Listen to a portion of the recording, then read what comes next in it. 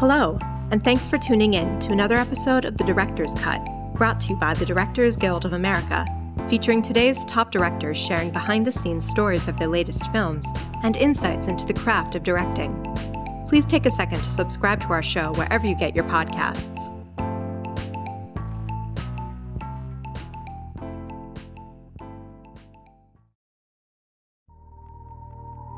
This episode takes us behind the scenes of director Quentin Tarantino's new crime drama, Once Upon a Time in Hollywood. Set in Los Angeles during the waning years of Hollywood's golden age, the film weaves together multiple storylines, following fading television actor Rick Dalton, his stunt double Cliff Booth, and his neighbor Sharon Tate during the months leading up to one fateful night in August 1969. In addition to Once Upon a Time in Hollywood, Mr. Tarantino's credits include the feature films The Hateful Eight, Reservoir Dogs, Jackie Brown, Kill Bill Volumes 1 and 2, Death Proof, Django Unchained, and episodes of the television series ER and CSI. He was nominated for the DGA Award for Outstanding Directorial Achievement in Feature Film and the Academy Award for Best Director for 1994's Pulp Fiction and 2009's Inglourious Basterds. Following a recent screening of the film at the Harmony Gold Theater in Los Angeles, Mr. Tarantino spoke with director Paul Thomas Anderson about filming Once Upon a Time in Hollywood. During their conversation, he talks about working with stars Leonardo DiCaprio, Brad Pitt, and Margot Robbie, realizing the film's major sequence set at the real-life Spahn Ranch, and dealing with the audience's knowledge of Sharon Tate's murder as the film's dramatic engine.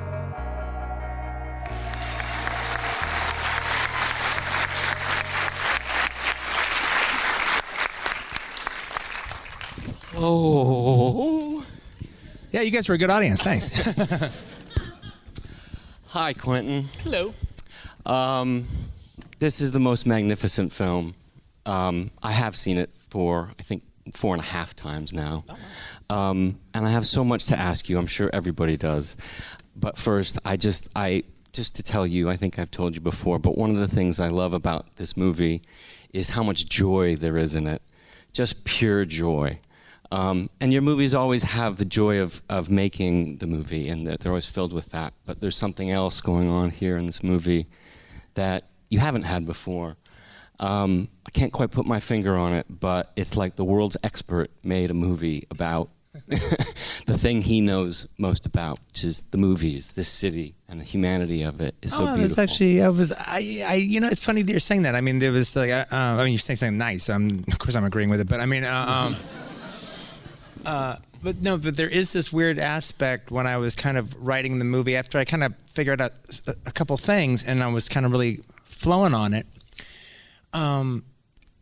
You know, I just spent my whole life putting all this junk into my head. And so when I had to think about what Rick's career would be, or almost any moment of who he could have worked with, or a parallel career that could have been like his, or a situation like that, or anybody these dudes would have known or have come across. And same thing with Sharon, that it was just like, I mean, it was just right there. Yeah. I didn't have to look up it.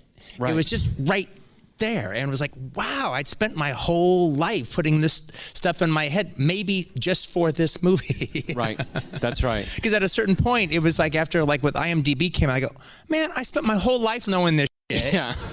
And now any jerk in the world, all right, well, why didn't you bring up that Galen Ross was in blah, blah, blah, you know? But there's only one person that can make that fucking movie. Okay, I'll start at the back, and maybe you've been asked this before, but at what point did you discover your ending? Or did you know it when you started? Did you know what your end zone was, or did you find it along the way? It's not been asked as a direct question like that. Here's the thing. When it came to, I definitely had, like the first thing, I had the Cliff character, the stuntman character, and then I knew it was going to be with a 50s, early 60s. A Western star actor. So I hadn't figured out exactly who that guy was, but I mean, he's one of like 6 or 7 dudes. Yeah. So I had the idea of them, not the story, not anything like that. And so, so I have those two guys, and I knew I was going to put, and I kind of knew I was going to put him right next to Sharon Tate. And so, so then Lily, officially the first story thing I came up with was the end. Everything else was working backwards. It's the only time I've ever done that. I've never just come up with an end. Right. And then came up with a whole story to justify the ending. Fantastic. Okay, but so then backing up a little bit from that, when did you find that portion of how the film has ended up, which is basically it's a day in the life? Yeah. Yes, there's this kind of chunk that we leap towards and we take. But how much were you sort of figuring out what the hell is this, and then kind of happen upon, because this is a day in the life movie, is the way that you were going to tell it? Well, it's fun because it's like, I mean, look, normally I kind of write my scripts as if they're kind of novels anyway, but this one was really that way because I kept working on it for years and just kept putting it away. Right. And I just kind of pushed the rock up the hill a little bit further in between each project. And the benefit of that was I was able to explore a zillion different things about all the things that could happen to Rick and could happen to Cliff. And trust me, a lot of shit has happened in their life that I didn't get around to show you. If I ever, just Cliff in the war. Okay, that's all. That's 5 movies. Right. Cliff in World War II. That's 5 movies. All right. In fact, I started even thinking today, well, why doesn't he get back from Italy? Why doesn't Rick play Cliff in a fucking movie about World War II?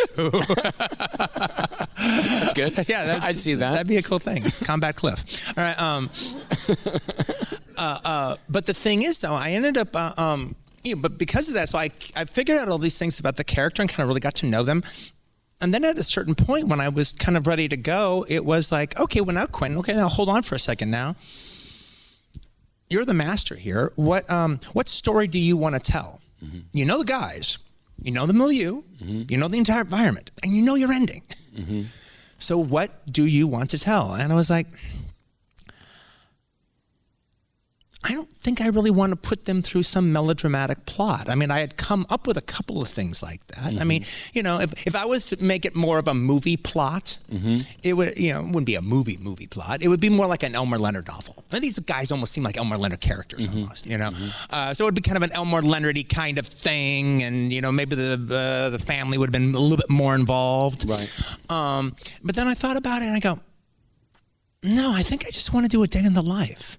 I think the characters are strong enough to hold it. And it all comes down to that. If the characters weren't strong enough to hold it, then it wouldn't work. Right. But I think the character's strong enough to hold it. I think the milieu is strong enough to hold it. I think the environment and the minutia is strong enough to hold it. And even coming from the idea of it, I mean, it is a genre film because it's a movie about making movies, and that's its own genre. But when most people think of genre when it comes to me, they're thinking of action genre of some type. Mm-hmm. And so it's not that. Mm-hmm. It takes place in a real world where, just regular things, all right, happen, regular days happen. Yet, it's punctuated with these action scenes from Rick's movies. Right. I mean, I always thought that was a thing. Well, I'm kind of giving you action scenes. They're just, isolated, and they're all these different genres. And right. It's kind of the idea that actually Richard Rush had with The Stuntman about doing a comic paranoid a study of a black comedy about paranoia. Right. All right. But he could commit to it 100% because he had all those big action scenes for his World War I movie. Did seem like World War I was all happening around that hotel, all right, but that's how I could open it up a little bit. El Coronado Hotel. Yeah, like the entire World War would just move out of the hotel and World War I's over, all right. But the idea behind that I thought was really interesting, so I thought I could pull that off, and then the idea was if these characters are strong enough, they can hold it. I can do a day in the life, but also, and this was the tricky part, is we know about Sharon's murder. Mm-hmm. So that's going to happen. Whether I show it or not, it's going to happen. Even if I stop in February, even if I ended the movie August 7th, all right, that's going to happen. And most of the audience members are going to know that. And so that can act as a dramatic motor because it's going, this horrible shoe will drop. Right. And every scene in the movie is taking you closer to that shoe. And, but that's a weird thing, all right? That's like, I got to pull that off. I mean, it could not work, or it could work and maybe it's in bad taste, or maybe you don't earn it, all right? Or maybe it's just fucking creepy, Now, that was interesting to try to write that, though. Now, if I felt that was the case, if it felt exploitive, I wouldn't have done it. But I didn't mind risking that. I wanted to try that. I wanted to try this chancy material. And I had a few examples. I had a few other, precedents of that. I mean, to some degree, to some degree, Zodiac kind of plays similar games. Hell, for some degree, Titanic plays similar games. The fucking ship's going to hit the iceberg and all these real people are going to fucking die. Right. And he kind of playing the same game I am. Like you start getting into the movie and getting into the characters, and now you don't want the ship to hit the iceberg. So that was the plan. Right. Working backwards a little bit still, there's a great, I was kind of reminded of when I read Cormac McCarthy's book, No Country for Old Men. Cormac McCarthy's the kind of writer where there's a moment where he just takes care of some fucking detail that you think, I never would have remembered that. And there's a moment where he takes care of a horse that's dying. He just goes over to take care of it. And I remember thinking that fucking Quentin took care of the neon signs, in LA. Like, you stopped a minute to even take care of that, which, living in this city, it's such a beautiful moment when that happens. When the sun's just going down and it's come on, and that the Stones Out of Time is playing. Yeah. And I leaned over to you now, and I was just like, it just breaks my fucking heart. It absolutely breaks my heart, because you feel that inevitable coming. That song is playing. And you said that had been rummaging around with you for a while, that song, kind of looking for a home. No. Not that song, Looking for a Home. That idea of that montage. For years, that exact montage, all right? Yeah. With the neon going on and ending with El Coyote and the sadness of them pulling up to El Coyote and everything. Yeah. And I don't really like to use songs that are right on the money, so I was almost even questioning, is that too on the money? And then, it's sadness. It's sadness earned it. It's both. It's weird. It's weird, egalic timing and the sadness involved in it. Yeah, no, it's quite beautiful. Okay, so go back now. Let's go into the Spawn Ranch sequence, which is so unbelievably done. It's so long, and I'm not saying long in a bad way. I'm saying it continues on, and it keeps pulling the string, and it takes you places that you do not expect. I mean, certainly in Bruce Dern as George Spawn's reaction and that dialogue between them, that is just like two great actors. It's really great to watch those guys together. I mean, damn, they're both so great in that. Can you kind of play through a little bit of how you map that sequence out? Because it doesn't seem like you could have just gotten there for that one and put the pieces together. The sunlight is always low. It feels you don't mean writing, you mean directing. I mean directing. Yeah. Which, right, and your scripts usually are very written out very specifically, but that one seems, I mean, we're at the DJ, the fake DJ. Yeah, no, that makes it. No, what you're saying makes sense. I mean, even the dogs are fucking directed. I mean, talk about that. Well, I mean, it was one of those. Well, actually, that might be a good way to start it off, because the thing is, there's this really great story about Francis Ford Coppola doing all the whole Robert Duvall sequences in Apocalypse Now, and they're using the helicopters to the Filipino airport, and he's paying for everything himself, and it's just all the incredible pressures of trying to do this, almost unimaginable. But him and Victoria Storaro come up with realized, much to his horrible chagrin, because he needs to get footage shot, much to his horrible chagrin, that if the helicopters aren't in the background, it just doesn't work. It just dead. You can't have just the helicopters a little bit. After you've established the helicopters have to be flying in the air behind every single solitary shot. Okay, no, I didn't quite have as much of a problem as Francis Ford Coppola did, but I did tell the people, I go, look, if there's any shot in Spawn Ranch, I need to have a dog in the background. I mean, there can never be a shot that I don't see a dog doing something, because that was kind of what it was like. They had a lot of dogs there, and that means the place is alive. Yeah. That means it's living. That means it's crawling. That means it's got fleas. And that means it's scrounging. And it's just there's a movement. There's always movement going on. The place is alive, and there's always some living thing running from one pile of trash to another. Right. In the background, just keep it going. The thing about directing that, well, it was one of those like hard sequences where like you were like, okay, well, this is kind of one of the cornerstones of the movie. And in this movie, more than most, because part of the thing is kind of doing a non-story movie for most of it. And the closest thing to a story is when he goes to Spawn Ranch. There is that aspect when you're watching the movie, oh, shit, we've been like heading here the entire time. I didn't realize it until now, here we are. And, actually, maybe the story, maybe the movie had a story. And it's about getting him here.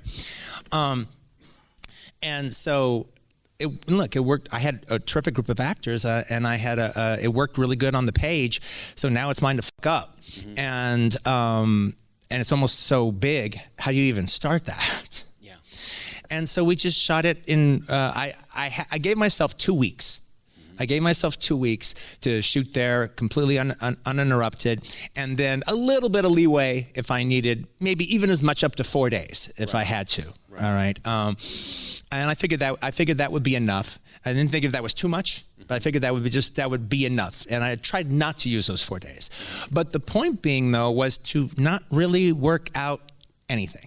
Mm-hmm. The point was I had maybe one of the best sets I've ever had in my life. I mean, I thought Barbara Ling and Nancy Hyatt did just a fantastic job with Spawn Ranch, and it looked so amazing. I couldn't believe it. The whole movie. I mean, the whole fucking movie. But that place just seemed like it was eerie, creepy, but how great it was. And then the actors were fantastic. And I've never had a group of actors. I didn't really work with young people that much. I never worked with a group of young actors where I didn't almost have all that body language that they had. I didn't have to teach them fucking shit. They just knew all that Spawn Ranch. They knew all that Manson stuff, that family stuff. They all worked all that stuff out together, and they just, boom, it was just right there. And so then it was literally, we just put the camera on the crane and just keep inventing the shots and doing it in order, so in case something cool happens or we do something neat or whatever, now we can continue on with it. Right. And so everything will build to everything else. Right. And so it was just kind of like just steady as she goes. Right. Just boom, boom, boom. As I'm doing it, if I'm going to get an idea for something like maybe a section that's like three days from now. Well, now because I'm little by little, I'm just working to get to the house. That's all I'm doing. I'm just trying to get across this whole giant lot and get Brad in the house. All right. Now, as I'm heading towards the house and as I'm heading there, I'm thinking about stuff coming up. And now any equipment I might need for a special shot or anything I need to get this big fucking rusty pickup truck out of the way. So we need to do something else, or I need the crane pointed that way, and I need to point it that way all fucking day. So I got to do, but all those things I would need to do that either new ideas are coming to me or things I want to manipulate. Because I'm working that way, I get you. Then we're in the house, and then everything is about in the house. We didn't shoot that on a stage; that was there, that house. And then now I got to get him out of the house and back to the car, and so everything was just about just following. Just literally narratively and cinematically moving Brad through there. Right. This is probably why it was so long, actually, if you think about it, because it just held. Yeah. It just held. Yeah. Like the longer it was, the scarier it seemed. Right. But I kind of believe that about suspense. I think, that was the trick I learned on Inglourious Bastards with the basement scene. I was like, wow, this is crazy long, but it seems like it's working, and then if it if it is working, well, then the longer it is, the more suspenseful it will be. Well, I mean, I think anybody that's in here watching this film that's been trained by seeing something that you've done before would expect that if they were to try to get ahead of you, would expect that to end with Dakota Fanning pulling a gun, some kind of gunfire, perhaps, if you sort of try to predict it. And what's so beautiful about it is that it ends up with these two guys desperately trying to reconnect on that bed. Yeah. And of course, it does take a turn with the fella who gets the kicked out of him in 120 Yeah, but even like I think the Manson family's not even presented the I mean they're pretty creepy, but a lot of their creepiness is what we're bringing to the party. I mean, they actually show that they kind of take care of George. Everything they say is exactly the truth. Yeah. He is taking a nap. He's absolutely fine. All right. What's your fucking problem? You care that she's going down on him? What do you care? Get out of here. I actually had a scene where they were talking and he goes, so, because he makes some crack about her having sex with him, and she goes, "What do you care if I have sex with him? Were you his friend?" That's good. He goes, "Yeah, you have a point. I'll get out of here." So you're working with like an Andy McLaughlin type budget on this one, then? I mean, that's a Kurt Russell joke, right? So, did anybody catch that? The Andy McLaughlin joke. I think that's my favorite moment in the movie, the one that I've been doing over and over again. I like fiddle with my sunglasses, and then I just say, I don't dig him, and I don't dig the vibe. Yeah. What was it, some kind of beef between you guys? He killed his fucking wife. Can you give a particular shout out to Rebecca Gayheart as the wife, who is so terrific. Fantastic. Yeah, she's really wonderful. In a movie with like a billion great performances. Yeah. I actually needed a couple of people that you can just have just like 10 seconds and you get a sense of their character, you get a sense of their marriage, you get a sense of everything. Just a brief flash. I think you do that every step of the way. Everybody you've got in this cast. Yeah.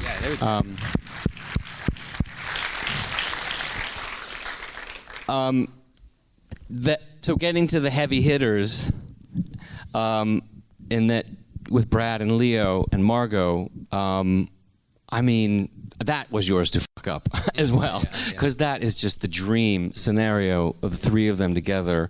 Let's talk about Brad first, because to me there's something, whatever it is in terms of time and where he is in his career and this part, whatever the fuck it is, it's just magical seeing him on screen. He's so soulful, right? I mean, he's great. I mean, like mouth, so like saliva, like drooling out of your mouth, watching what he was giving you. It must have just been like, how the fuck did I end up here?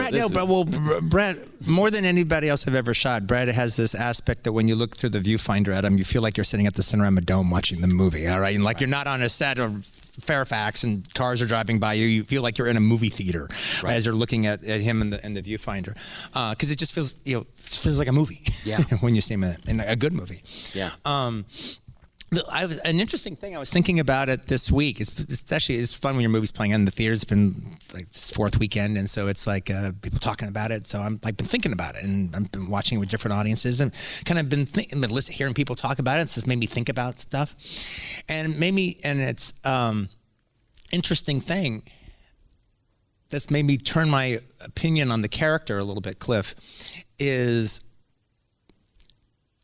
me and Brad, I actually remember bringing up to Brad, I go, look, I think you would be a fantastic Cliff, but I think you're too handsome for Cliff. I don't see Cliff that handsome. I mean, if he was that handsome, why isn't he an actor? I mean, I don't know.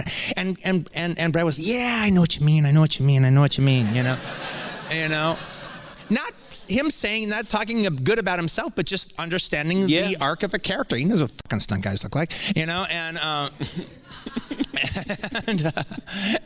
so I go, yeah, I mean, I want to just put a big fucking like scar right across your face, but I can't do that because I've done that already. He goes, yeah, I know. Yeah, I know. I do it too. I go, yeah, I know. Well, you can fuck up my body. And yeah, well, we're going to do that.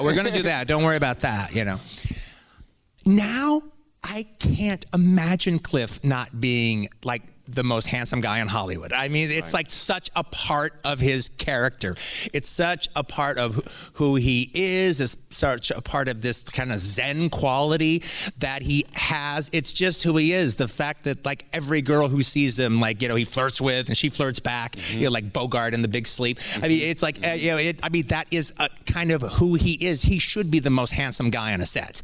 And he still can't get fucking work. It all makes perfect sense to me. I mean, no, but it's really interesting. No, but but through sheer force of his will and his personality and his performance and his character, I have changed my mind on that. I mean, I can't even imagine the guy who said that stuff before. No. And that guy was right, but he was wrong. Yeah. Because I hadn't seen that. Yeah.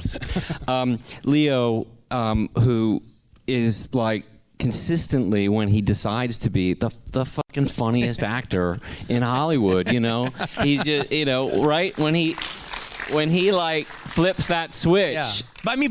But truly, what's so funny about him is he's not playing it funny. He's playing it so fucking serious. Absolutely. And that's what's so ridiculous. Yeah. No, his full commitment to that. Yeah. Sexy Hamlet. Yeah. And just briefly before we get to Margot, talk about my favorite performance in the movie is Nicholas. Nicholas Hammond. Yeah. Nicholas Hammond as Sam Wanamaker. Yeah. The director who comes to him and says, "I don't want fucking Rick Dalton. Yeah. I want you to see Caleb." Exactly. And then Leo's fantastic moment. He says, "We're gonna do something about your hair." Whoa, something about my hair. Yeah, what? Whoa. It's like going to Ed Burns. All right, okay, we're gonna do it about your hair. Hair, that's fucking what I do. Yeah. That's why you brought me in here. Yeah, right. Exactly.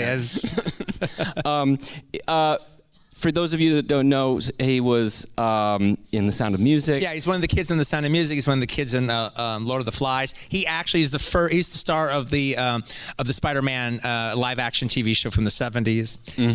Any you Skyjack fans out there? He's on the plane in Skyjack. That is a terrific scene. And let's talk about Margot and how you got so lucky because she's just amazing. I mean, she's always been amazing. Oh, well, yeah, it's one of those weird things where it's like I've had some thoughts in my head about, like, because it's been in my mind for such a long time. It was like, not did I do right, did I do wrong, nothing like that. But it more like, now if I had just barreled down and did this 6 years ago, what would that have been like? As far as like the reaction or how people would have looked at it, and if I did it 3 years ago, what would that have been like? And they're doing it now, what that would be like. And that's actually kind of an interesting little thought game, you know, to play, especially when you're talking about a period piece, because this period ain't going anywhere, you know. So it's just kind of just interesting. But the thing that makes it always kind of collapse a little bit, is like, no, this is definitely the right time, is because I can't imagine any other time I would have had Margot. You know, because, you know, it's just, you know, just where it was just so easy to do it with her. And she would, you know, she was terrific. And I just can't imagine the movie without Margot. So did you have this, so you've had this rummaging around in your mind, or were you just playing that game of imagining if you'd had it 6 or 7 years ago? No, I've been working on it for about 6 years. I think I started working on it little by little. I mean, little by little, really, but like sometime after Death Proof. So I've been working on it since after Death Proof. I remember, I think it was like, I think the first, I wrote a couple chapters as a novel. It was the first breaking ice on it. I remember doing that at the Austin Hotel and during Death Proof time. So I remember that. Right.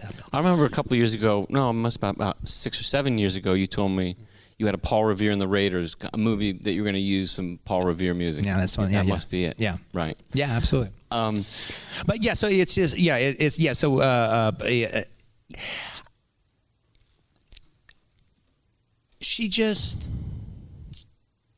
she she's such a force of nature. She's such a force of nature on her own, and she's such a force of just light and goodwill on her own. Margot, she just shooting with her is just so much fun, and I mean, literally, it just reminds me of me being on Reservoir Dogs shooting with her because she's just so happy to be there and so excited about everything, and I am always excited about everything, but I'm even more excited when she's around. I bet. Well, I really liked your choice that you made of, here you have this film where Leo's on the screen or on the TV as, it's Leo. But I loved that you used Sharon Tate, to see Margot Robbie watching Sharon Tate.